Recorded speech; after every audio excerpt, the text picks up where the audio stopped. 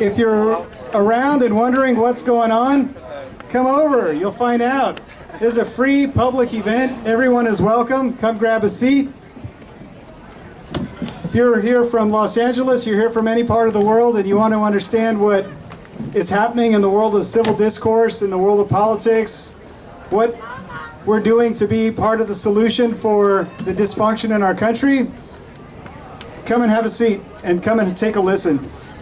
Today we are kicking off the first of 4 events, Pro-Con at the Pier. It's our 3rd year doing it. My name is Kami. I'm with procon.org. We present pro and con research on controversial issues. We do it for the public.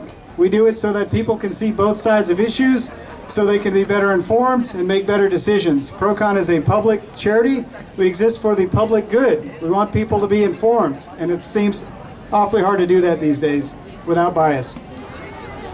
So part of that effort, we are holding public debates in public. Couldn't be more public. Couldn't be more beautiful. We are so lucky, folks, because today we are hosting a debate on a super smoking hot issue of marijuana. Today's debate is on marijuana legalization in California. Hasn't been working. Get rid of it. And you are going to be treated to a fabulous moderator, fabulous speakers. And before I introduce them, I want to first give a shout out to the folks that were here. We have vendors performing activities for your benefit. These are civic action stations. If you're not registered to vote, or you're not sure if you are, go see the League of Women Voters. They'll help you get registered. If you want to write to your elected official and tell them what you think about an issue, you're not sure who your elected official is, maybe you don't want to pay for a stamp, go see the constituents. They'll help you out with that. If you want to stand up on a soapbox and tell the world what you think about an issue that you're passionate about, go see Action Civics California. They'll help you with that. If you want to learn more about the issue in general, about marijuana this week, go to the Vote. Santa Monica Public Library is here with all their books, publications on the topic of marijuana and cannabis. If you want to vote before the issue, after the issue, and we hope you do, go to the Pro-Con booth. If you do the various activities, go to the Pro-Con booth before you leave. You'll get some swag, some freebies as your encouragement to participate in these civic actions. So that's it. That's who's here from Pro-Con. I want to give a shout out to Tracy. Thank you, Tracy. She organized so much of the event. And to Jeff, who's here, our timer. To Natalie at the camera. To Kate in our booth. To Daniel and Sahira, who are interns who are working here for and doing live stream of tonight's event. Tonight's event is being live streamed on Facebook. It's being video recorded for YouTube. Last year we had over 50,000 views, so know that there's a big audience who's watching what's happening today. We are modeling this for LA and for the world. That said, it gives me great pleasure to introduce tonight's special moderator. Moderator's name is Megan Gailey. Name might sound familiar because you might have heard it on Conan O'Brien's show. You might have heard her as a featured comic at South by Southwest or the Bridgeport Comedy Festival. You may have seen her on the Blue Diamond Almonds commercial. True, she was on that. Looking more familiar now, right? Well, she's going to be even more familiar to you because on September the 28th, she's going to have her own half-hour comedy special on Comedy Central. And Megan is a great choice to kick off our debate series because this is all about public policy in public, but we want it to be fun, we want it to be interesting, and Megan is so fun, so interesting. So Megan, it is your show. Thank you much. Thank you. I've never had an LAPD helicopter cut off my intro before. So that's September 28th, okay? I need you to mark your calendars for that. I get paid based on ratings. Thank you all so much for being out here. I know it's a little warm. Cover yourselves, make sure you have proper hydration, and I want you to be able to not faint during this debate that we have. We have 2 excellent debaters up here tonight. As was said earlier, we're going to be talking about the marijuana legalization in California and how it is working so far.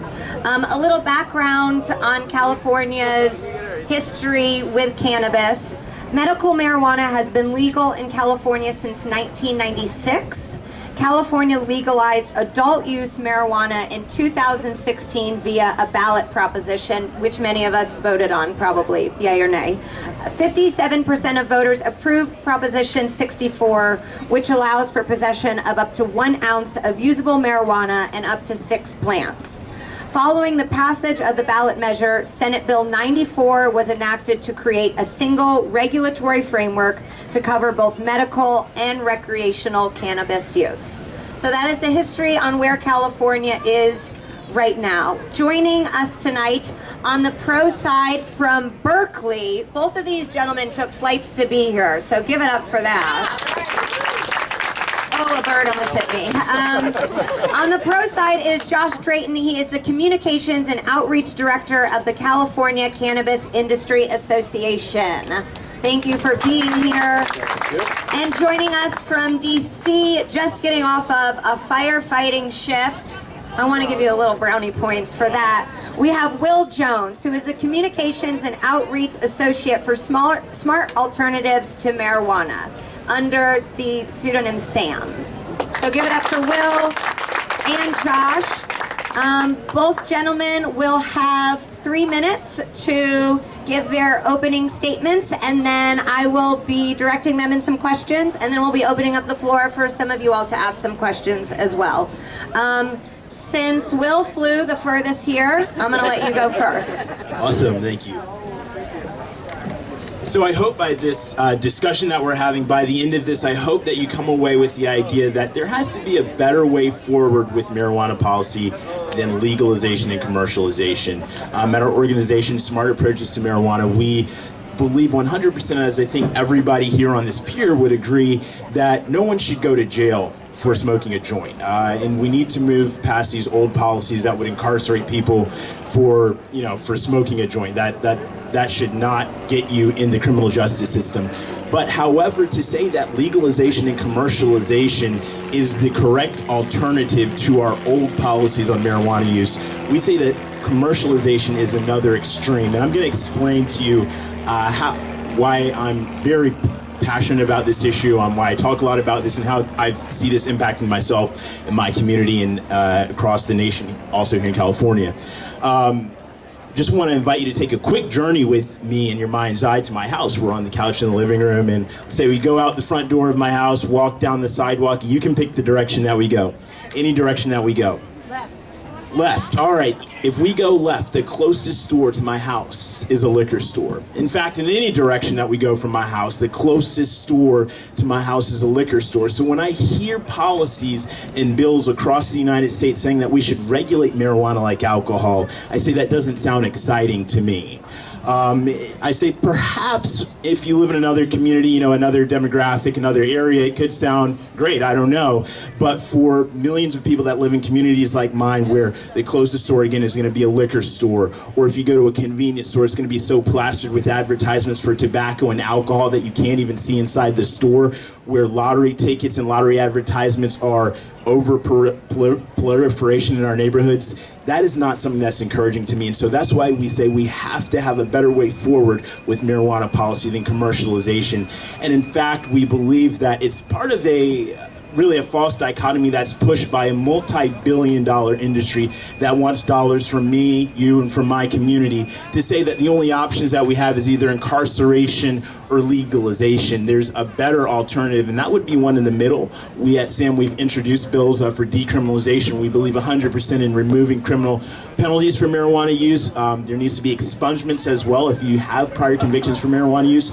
But the problem with commercialization is that it leads to, one, this oversaturation in communities of color. In fact, the data out of Colorado shows that now in minority communities in Colorado, there's one pot shop for every 43 residents. So it is following the pattern of the alcohol industry, and that's unfortunate. Also, youth use. I think everybody here would agree that we don't want to see youth using marijuana at a higher rate. If you're an adult, and you want to do that, that's your personal decision and, in your house. But I think we could all agree that more youth using at a young age, that's not something that's healthy for them or healthy for the community. And unfortunately, in states that have legalized, we're seeing emerging data showing that, for example, Colorado has the highest rate for first-time marijuana use for kids aged 12 to 17, and that's out of the national data on drug use and health. And so when we're looking at the emerging data from states that have tried legalization, we see some concerning signs. For example, also fatalities for those that drive under the influence of marijuana has doubled in some of the states that have legalized. And so that is why there's a better way forward from incarceration. The answer to incarceration is not introducing a multi-billion-dollar industry that will profit off of addiction, that will follow in the footsteps, unfortunately, of alcohol and tobacco, targeting communities of color. In Colorado, they have more pot shops than Starbucks and McDonald's combined. And so that's why we say there has to be a better answer to incarceration than this commercialization. When we talk about Yeah. Your time is up. Let's give it up for Will. We'll get into much more of that. And then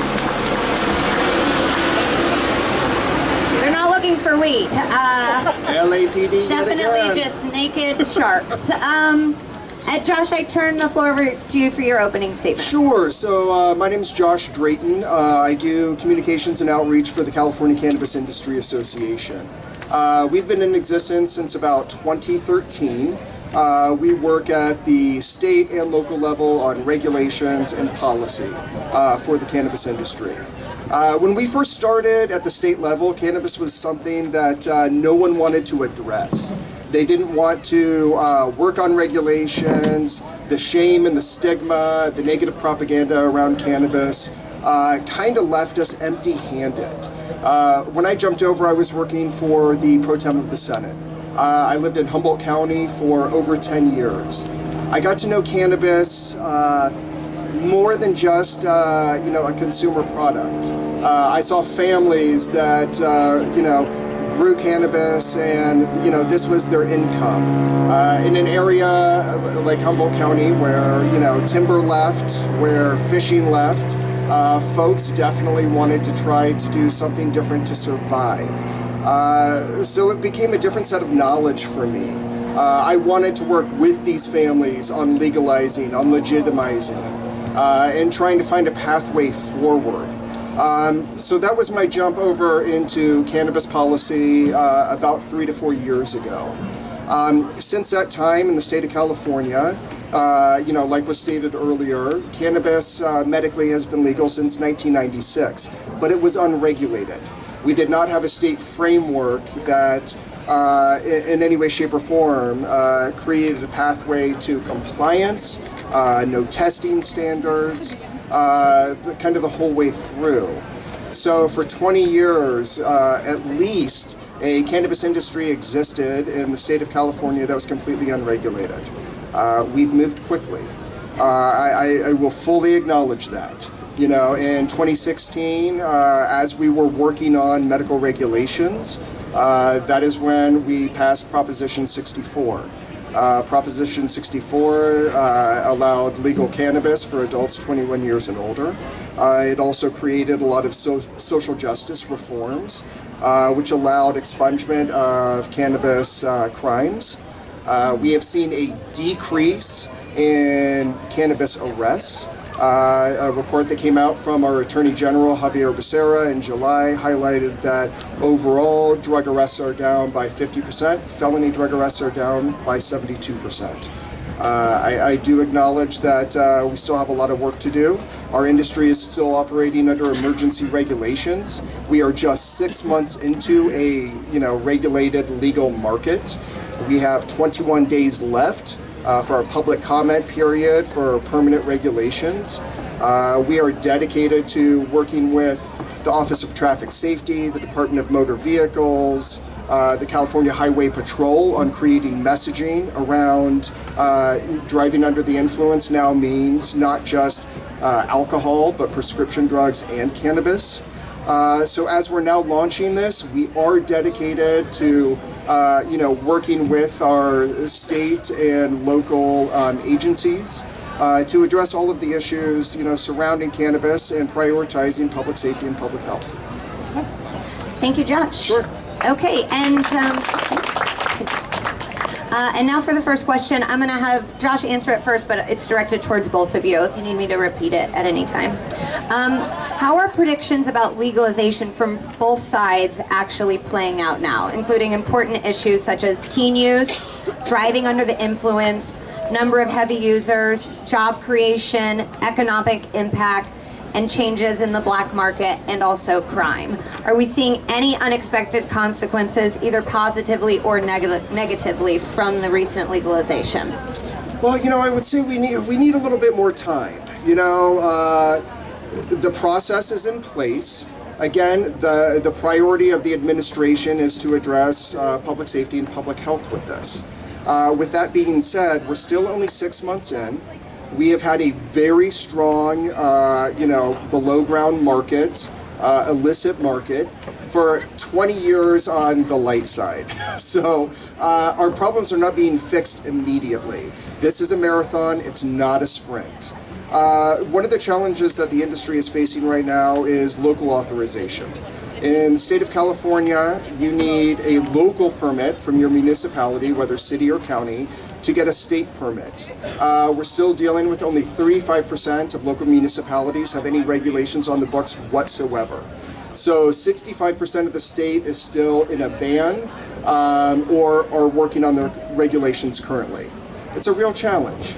We have seen, not quite the tax revenue come forward that we were hoping to see. I do think that, we're going to see more municipalities opening up. But again, this is, cannabis has been an issue that folks haven't really wanted to deal with, and there's a lot of disconnects throughout the state.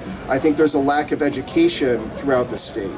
I think we're still focusing on negative propaganda that has been falsified throughout the years. So my hope is that the further we get through this process and deeper into this process, that we focus on reciprocal education.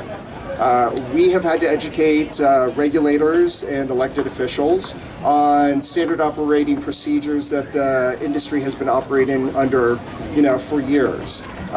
We have needed to educate them on the different language. This is a completely different language. I remember sitting down with a group of regulators from Sacramento, and I was going deep into butane extraction, CO2 extraction, how to safely do these things, and they stopped me and said, well, hold on a second here. Can you tell me how many does it start with a seed? Does it start with, is it a start? How many cycles do you get in a year? And I realized we were talking over their head because we understand the industry and they don't. They've also needed to educate the industry on how to create good policy and what that means. And that has been a big, disconnect the whole way through.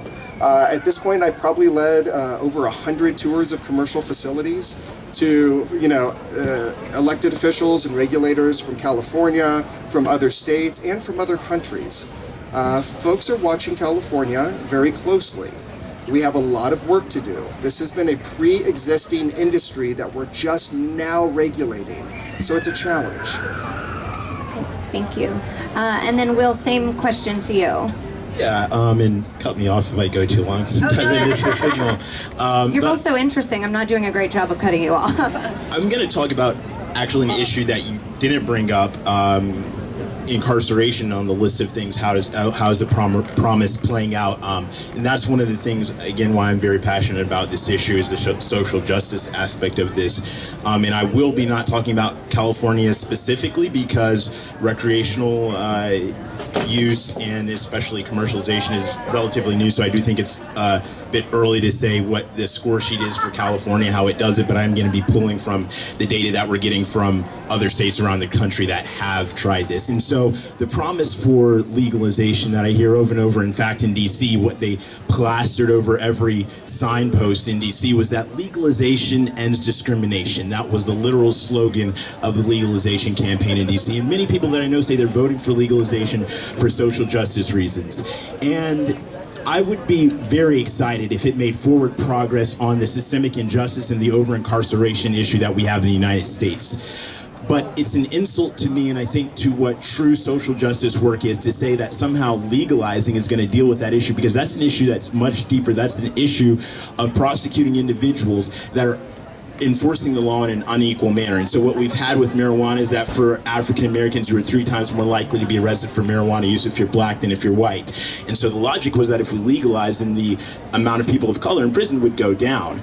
Often when I'm giving discussions, I'll put $100 on the table and say, anybody in the audience can come up and take this $100. Just tell me which state, name the state, that reduced the amount of people of color in prison since they legalized.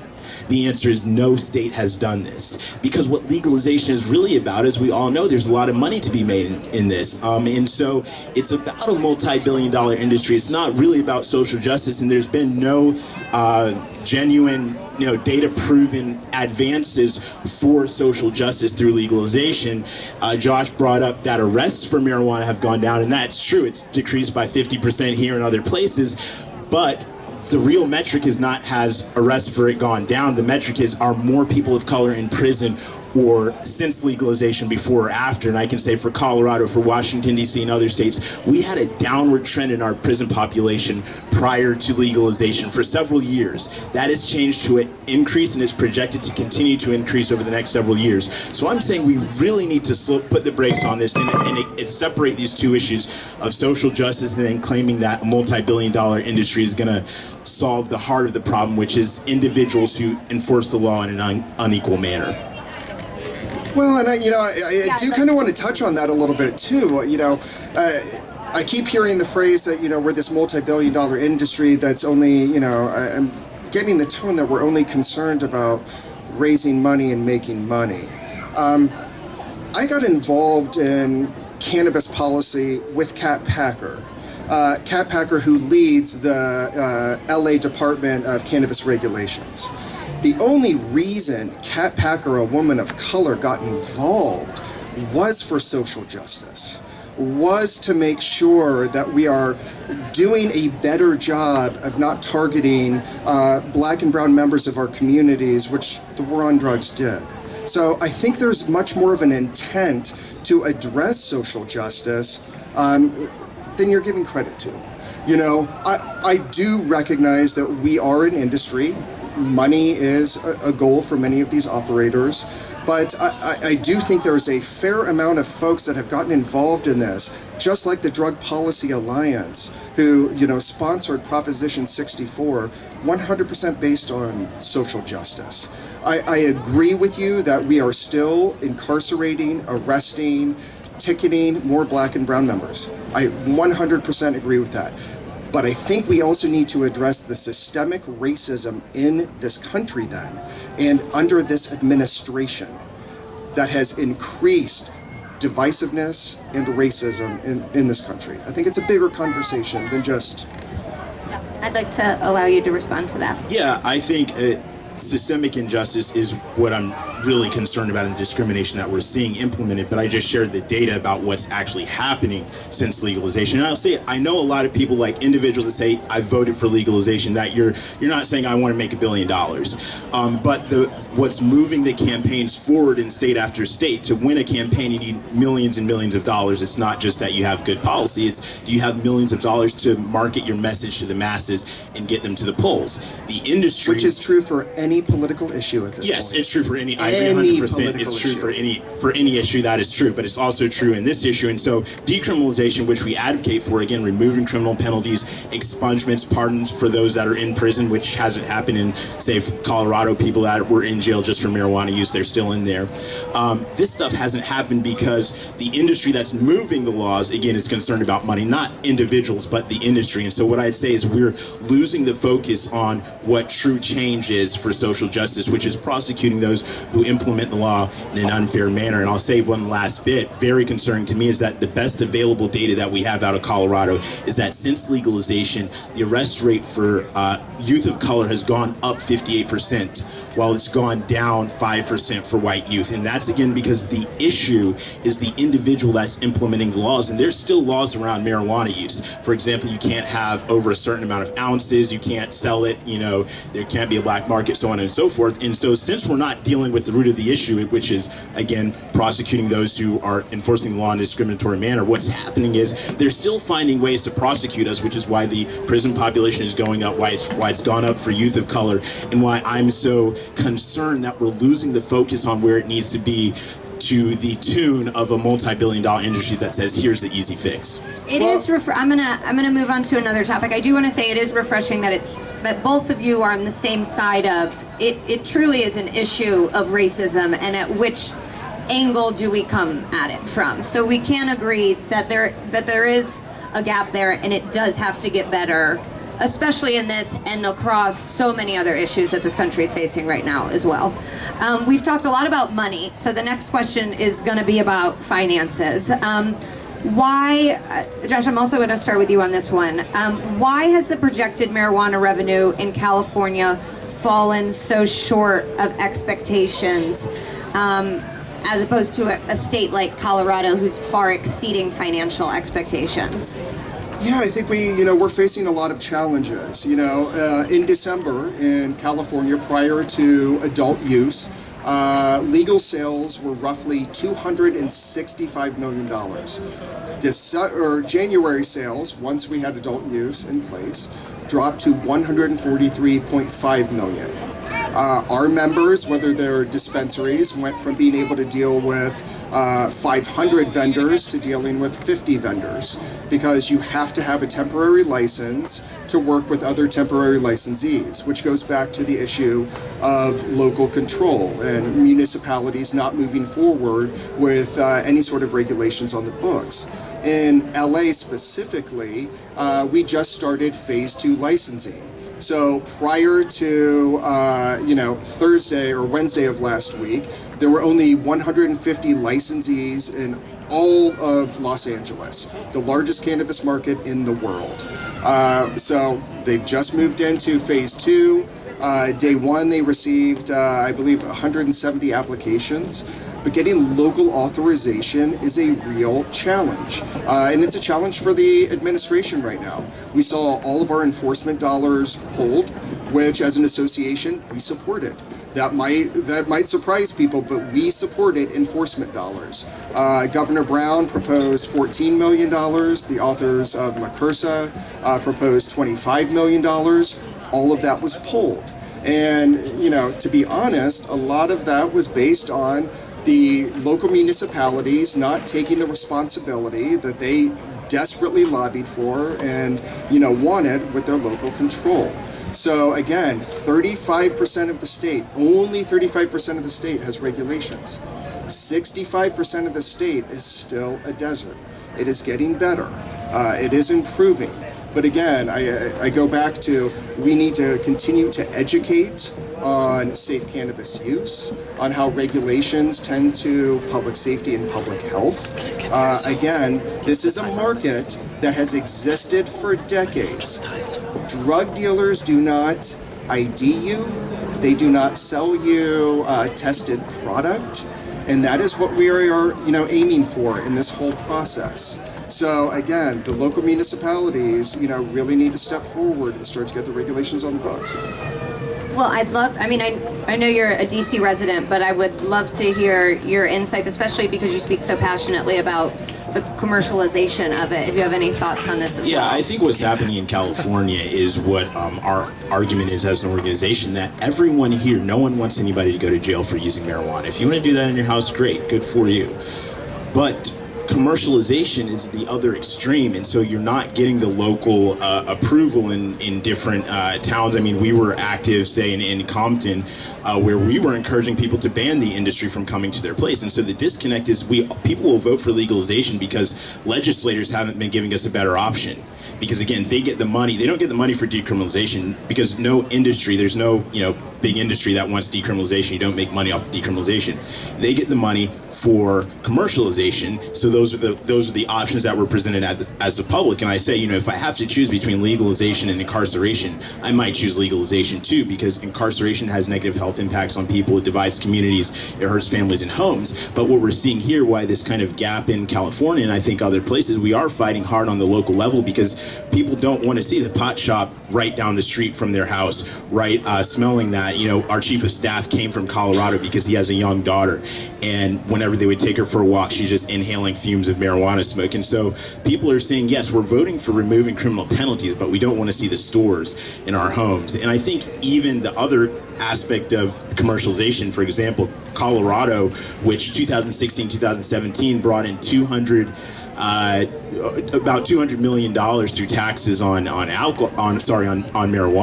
That was only 0.5% of their state budget. Their state budget is $29 billion. So the amount that they brought in, which was about what their estimates were, is only 0.5% of the budget. And we tell people, especially in communities with challenges like where I live, do you really think that money is going to trickle down to our neighborhoods, to our schools? I mean, you know, what happens to the money from the lottery, or alcohol is taxed heavily, tobacco is taxed heavily. This money isn't going to trickle down to our communities. And I think people are seeing that. That's the message definitely that we're conveying to people, that we don't have to have the stores to remove the criminal penalties. Josh, is there concern over the lack of revenue, or is it kind of, this is what you thought it was going to be? Well, you know, I think there is a little bit of concern, but ultimately, you know, again, this is a marathon, not a sprint. As we're 6 months in, and again, I keep hearing the term commercialization. I want to move towards normalization, where the stigma that we're attaching to cannabis, and, you know, pretending that it's so much harsher than alcohol, tobacco, opioids, you know, like, that makes no sense to me whatsoever. We need to create a cultural shift that is based on data-driven studies surrounding cannabis, not, you know, shaming cannabis or cannabis shops in your neighborhood in any way, shape, or form. So yeah, I mean, the revenue is a little disappointing, but it's getting better, and it's proving to get better month by month. By the end of this year, we should probably be hitting the revenues that we have expected. But again, we need to normalize this and not approach it with so much stigma and shame. I don't want to believe that having a liquor store in your neighborhood in any way, shape, or form is better than having a cannabis shop in your neighborhood. And again, the educational lift that's happening right now is completely necessary. The industry is doing its best to be responsible, to educate consumers, to work with state agencies on, you know, prioritizing public safety and public health. That is why we regulate. You know, I think one of the things I'd like to talk about is why I got into this in the first place. I was in San Francisco at Golden Gate Park on 420 multiple years ago, didn't realize it was 420. And as I was going through this big festival, there were two children, like 10, 12-year-old boys, showing each other the cannabis that they just scored. That is not right. Right then, at that moment, I felt like we need to step forward, we need to do a better job, we need to regulate this industry because it's not going away. The best we can do is to work with the industry, to work with regulators, to create policy that prioritizes children's safety and public health. That revenue will come. Will, do you have any response to that before we move on to the next question? Sure. I agree 100% on the goals that we all want to see. We don't want to see kids using and removing stigma. Again, it's not like I don't know people that smoke either, and so I don't, again, I think I said this before, if that's what you want to do, that's great, that's good for you. And if you want to grow a plant in your house, great, you get your little pot and grow your little weed in your house. But the industry is not as respectful, and I am 100% against the industry, because the industry is what increases young users. So for, if we talk about a model, for example, alcohol or tobacco industry, these industries know that to get a faithful lifelong customer, you have to start under the legal age. If you start above the legal age, you're not of much value to them from a monetary standpoint.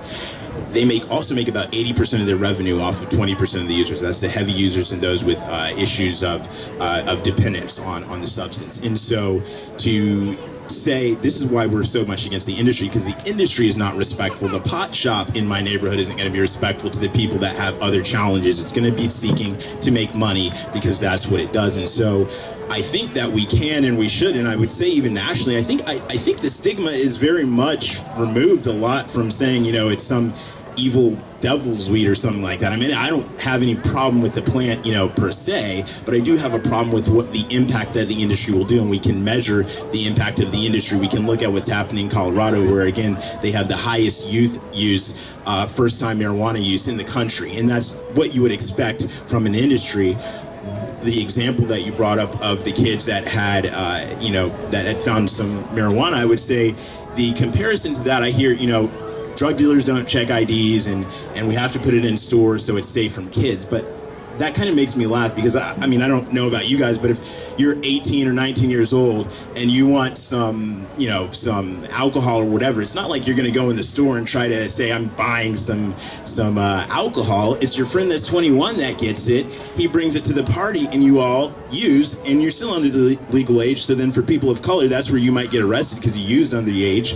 Other people might slide into dependence use problems, and so the industry, this is why Budweiser has $6 million for a 30-second Super Bowl ad, because commercialization works. It vastly increases the amount of people using it, and it starts, again, not when you're 12 or 13, I'm not saying that that's going to increase, but at the 16, 17, 18, 19-year-old, that is vastly increasing, and that's natural from an industry, and that's what we don't want to see.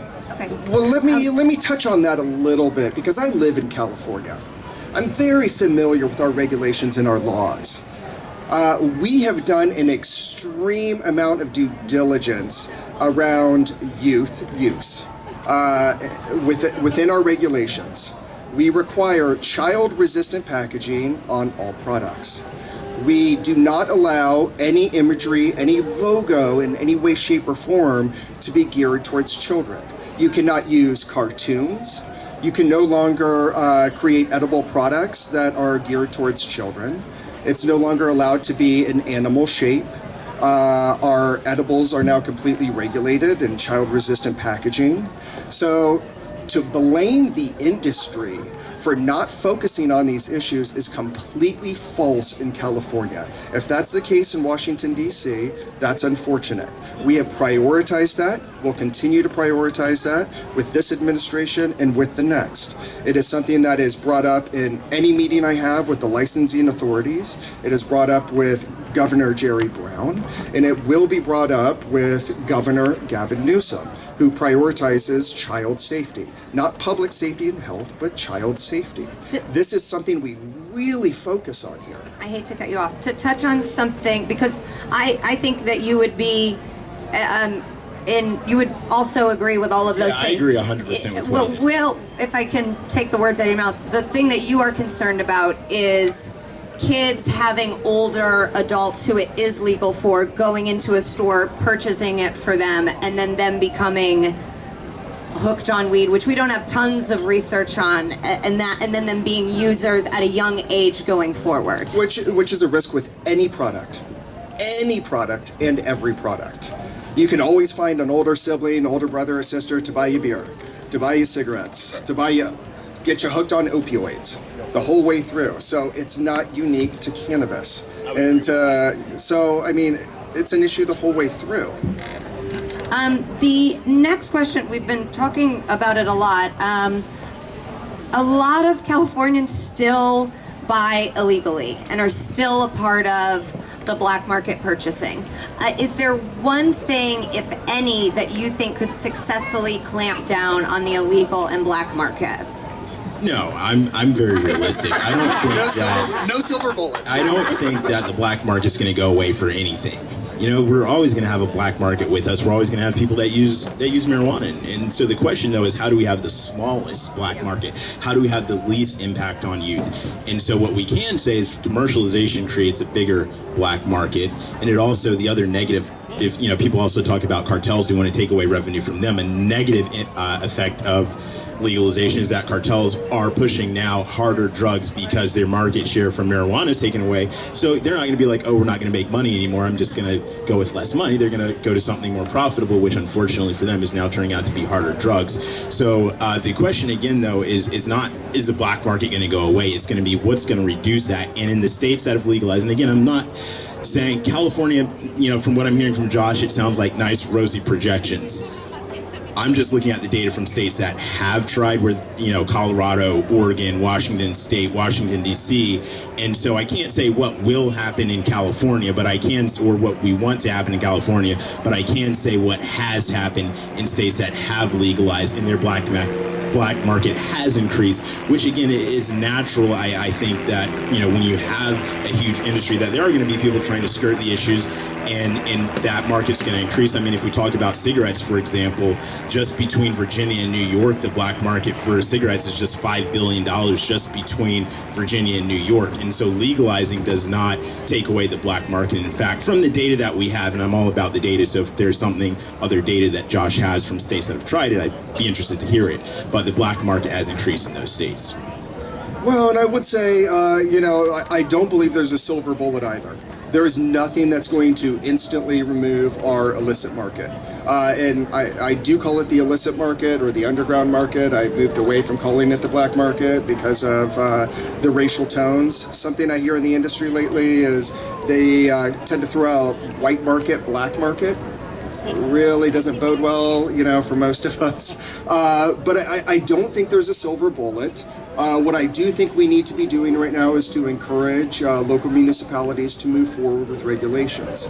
If I was in LA City, but the city which has regulations, but the city next to me didn't, if I was an illicit operator, that's where I would move. I wouldn't have to pay taxes, I could sell to whoever, you know, I wouldn't be nearly as challenged. So I do think encouraging municipalities to regulate is a move in the right direction. But I do think we need to be realistic that this is a long play. You know, again, with having an unregulated industry for decades in the state of California, it's really going to take some time, you know, to work it out the whole way through. So, you know, there are programs. We are working with the state to figure out, you know, what kind of enforcement we could create in this next year, maybe finding, you know, some budget money in a trailer bill. But that enforcement money would be focused on municipalities that have regulations. Why would we focus on giving enforcement dollars to municipalities that have nothing on the books that are still in a ban? We need them to jump into this market. If everyone jumps into this regulated market, it will work. But that's going to be a big focus of my association this next year, is working with local municipalities and trying to give them a framework of what they can do, what they can decide to remove within their regulations to, you know, all get into this same regulated market. Okay, we have time for one more question before we get to audience questions. Will, I'll start with you. If there was one thing that you could change about the current legislation in all of the places that adult use is legal, what would it be? I mean, I'm really not a fan of the commercial aspect, so I would say, you know, that, you know, my ideal marijuana law would remove criminal penalties, it would decriminalize marijuana use, it would create expungements for those that have that on their record, so they can get jobs, so they're not, so they can get student loans, so on and so forth, and would pardon those that are incarcerated solely for marijuana use. But it would not allow an industry. I should also say it would allow you, you know, if you want to do it in your house, that's good for you. If you want to have one little plant in your house or whatever, that's great. But it wouldn't allow a multi-billion-dollar industry to start a marketing machine that we've already seen what industry does, again, with alcohol and tobacco. And so that component of allowing the commercialization part would not be in anything that I would advocate for. You're really farm to table. You're really closet to your own table. And then Josh, same question to you. Yeah, you know, again, I do represent the industry, so I will come from that angle. One of the major issues that we're facing right now is overtaxation. You know, local municipalities can add a tax, there's excise tax, there's the state taxes, the whole way through. Again, to address the illicit market and try to do our best to alleviate the illicit market, we need to make sure the regulated market is competitive. You know, so overtaxation of the regulated market is a huge issue that I would really like to see addressed at the state level. I think we are ready to move on to audience questions. We have a microphone that will be brought to you once you're chosen. Okay. Green shirt. Stand or sit? Whatever you feel comfortable with. Thank you for doing this. Jerry Rubin, Santa Monica residents. I thank Pro-Con. Interesting speakers, very informative, and good MC. Thank you. I hope everyone comes out next week and the week after and everything. We got a hype Great man events. here. You know, I once saw a letter in the LA Times years ago, and I thought it made sense. It said the best way to get our young people off of getting high on drugs is to empower them to get involved in creating a world that they won't want to escape from. So I think that we have a task at hand. I used to do drugs, and I'm not equating hemp or marijuana with the opioids, but I really believe it's not something that I would just want to encourage in anyone. So all I can say is I think you've all made interesting points today, but kind of been through it, and I'm kind of more on the con side. Thanks, Jerry. All right.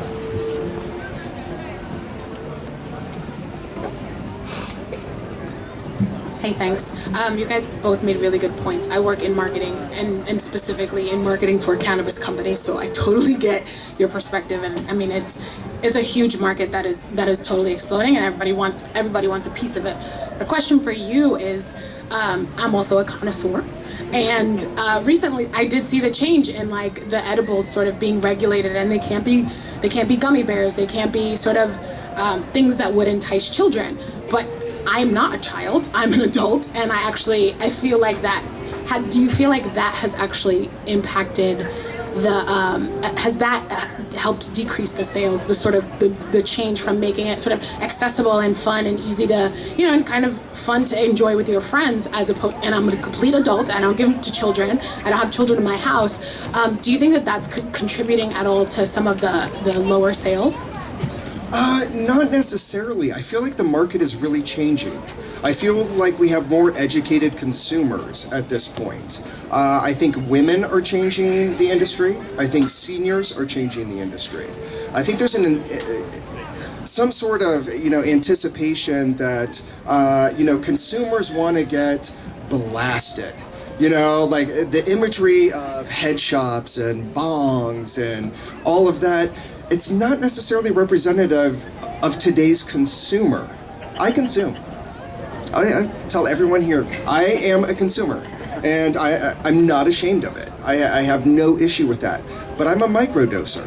You know, I'm not a person that you're gonna find, you know, hitting a bong or, you know, rocking spliffs on a Friday night. I like a 2.5 milligram microdose. I think folks are learning how to consume differently to meet their needs. And so I don't necessarily think it's reflective of the lack of revenue.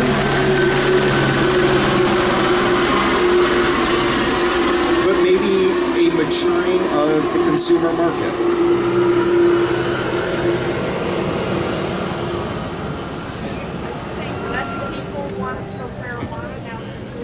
No, I wouldn't say less people want to smoke. I think they're learning how to consume appropriate to themselves. My mom came out, my mother has never been, what's that? The sales have gone down since it became legal, the legal sales. Correct, legal sales have gone down. They're starting to raise back up and balance. But I think consumers are becoming more educated on what works for them. My mom came out for the first time, has never been a cannabis consumer. She had had knee surgery and was on opioids that were making her very ill. I got her to take a CBD, you know, pill in the evening, and then a 2.5 milligram mint to help her with the pain. That never would have been acceptable to her 10 years ago. But because it's regulated in California and because she knows what she's taking, that it's a product that was tested, she had a bit more comfortability with it. You know, and, you know, has become an advocate back in Ohio, kind of based on that. So, yeah, I think consumers are becoming more educated on what works for them. Okay, we got another question. Yeah, well, my question's for you. So, you talk about how you're okay with people growing a plant inside their house and smoking a joint on their own. But I think you kind of have to understand the inherent economic incentives of the industry. right? Like, not everyone's going to want to take the time to grow a plant on their own, and there are people, regardless of if it's legal or if it's illegal, who are going to want to take the time to grow large amounts of plants and have an economic incentive to do this. So this will inherently perpetuate some sort of illegal market if it isn't a legal industry, which can kind of perpetuate that, you know, the systemic racism that you're talking about, where people are incarcerated at unfair rates, right? So isn't it one thing where you're saying, like, what's the alternative, right? Like, yeah, well, I mean, I would say that I'm 100%. If the government wants to shut down somebody's farm with marijuana on it, I don't have a problem with that. If you got a big farm and acres of marijuana, I don't have a problem with that. Now, if they're stopping somebody on the street that sold one joint for $1, that should not be within that. And so, what our focus in this discussion should be about how do we keep big players out of it, keep it as small as possible without, again, increasing those that are incarcerated. And quite frankly, people of color usually, you know, it'd be an extreme minority of those that would have a farm to grow, you know, acres of marijuana. Where we would intersect with the criminal justice system under, say, if it was still illegal, would be that enforcement of personal use, which again that's where we need to keep the focus on personal use and low-level dealing. So if you're just trying to, you know, sell a joint, that shouldn't at all cross the vision of those that are trying to enforce laws. But we don't have to have farms and whatnot. So where's the middle ground, though, right? Like, people smoking joints are going to buy weed. Yeah, so he said, where's the middle ground? And I think that we want to talk about changing the narrative. We want to talk about removing the stigma. Well, how about people changing the narrative? Why don't we share? For those, you know, if you want to grow some in your home and you've got a friend that wants to use, hopefully you can find a friend that can share some of his with you. I don't think it's an inherent right that we have to have the commercial industry because of its impact, how it's going to play out when we look at all the data. I'm all about looking at the data when we pull it in, because of the negative health impacts it's going to have on society. That's why I push back against the industry, and I would hope, if we're talking about changing the narrative and conversation, maybe have a more friendly society where people, you know, if somebody has a plant in their home, there's states that have some laws where you can grow, you know, a plant or two, then they'll share with you, and I would hope that you would have a friend that could share that with you, and that would be how I would see that going forward. I think it's important to note, though, that California law does give our licensing authorities the right to review every single application. And if there is a perceived monopoly, that application is denied. So the state of California is thinking about this as well. You know, they don't want a monopoly either. We don't want huge, you know, businesses. And, you know, I know Sam is, you know, very comfortable talking about big cannabis as big tobacco. Well, we built safeguards in our laws and in our regulations to make sure that that is reviewed with every single application. Megan, we have time for one more question. Where should I go? Oh, wow, let's do, oh, it's all men? Gosh, I wanted a lady. Girl up there.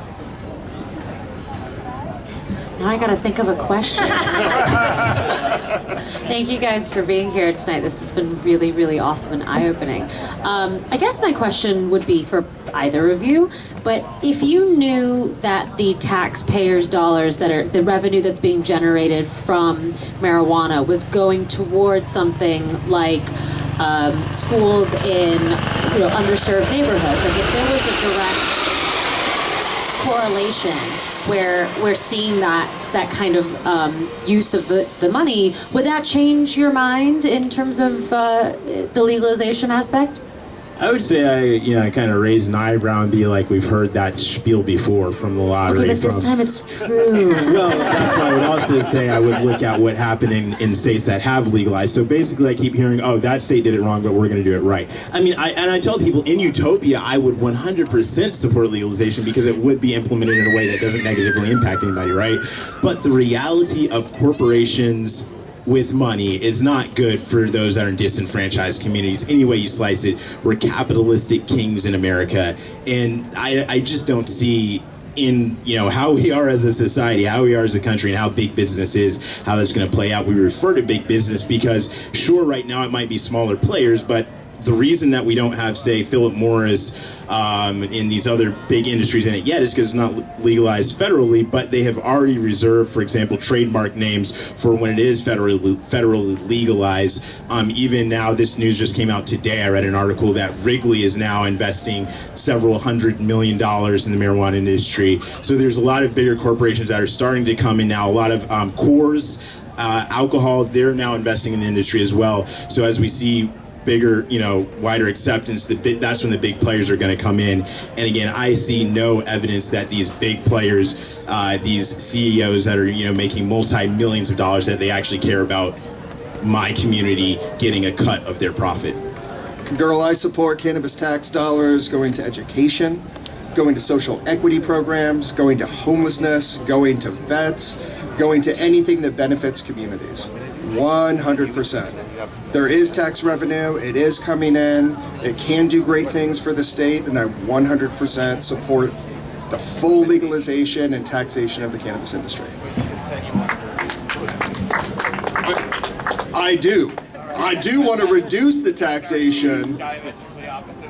Currently, we're looking at certain municipalities that tax cannabis at 40%. 40%. I think we need to standardize local taxation. I think we need to have a cap on taxation. With that being said, I think it will help the regulated market grow and squash out the illicit market a bit.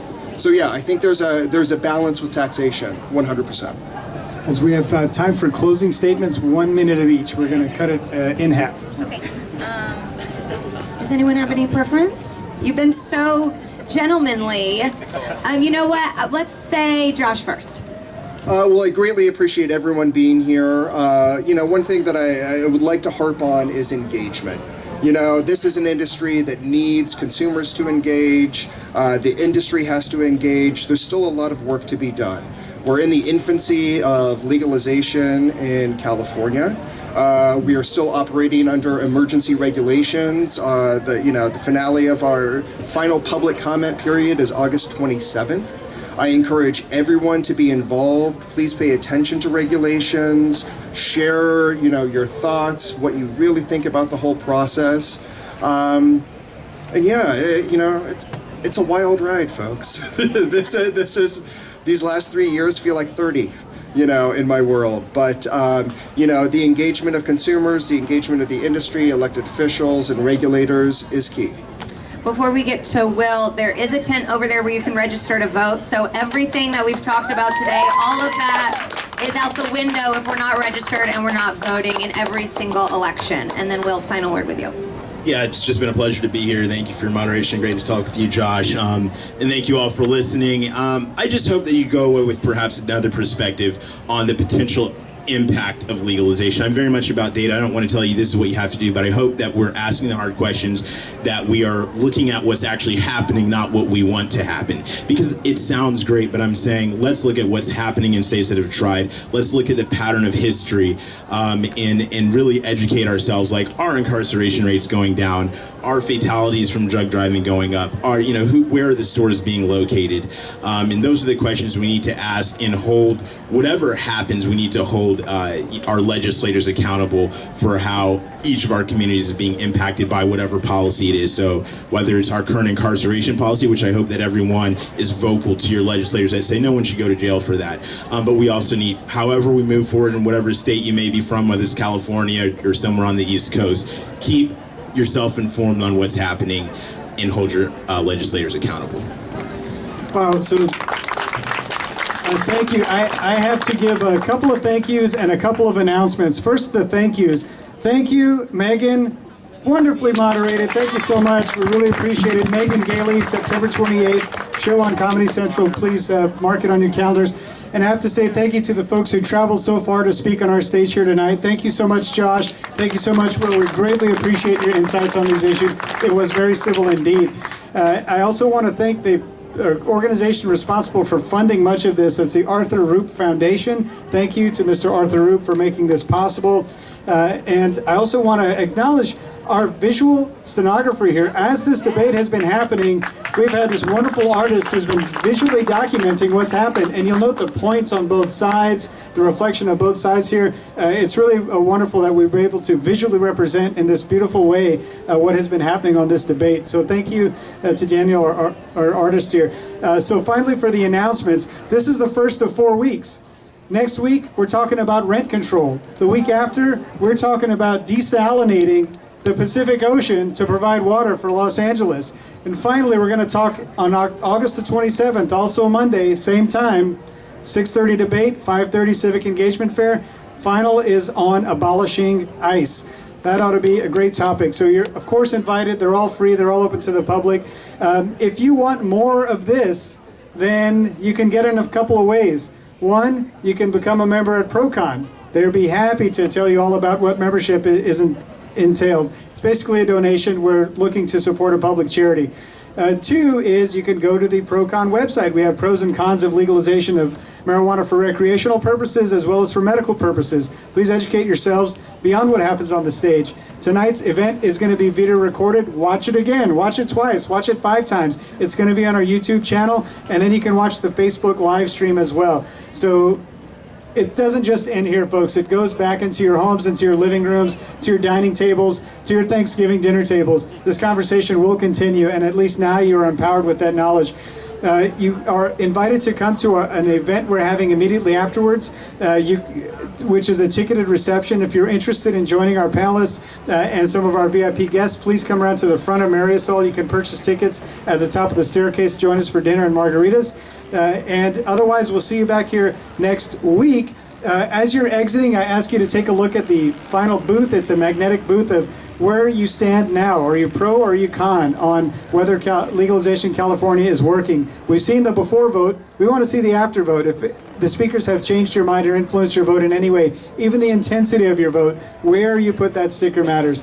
And then finally, I want to invite you to our booths. The booths are going to be open until 8 o'clock, so we've got 30 more minutes to engage with the great live music that DJ Ari is going to be playing, with the Santa Monica Public Library and their booth, with the Action Civics folks and their soapbox, with the voter registration, with the writing your elected official, and of course with the ProCon booth for voting on the issues. So stick around. Remember, ProCon is all about understand the issues, understand each other. That's what it's all about. Thank you for coming out here today. We hope to see you next week. Thank you.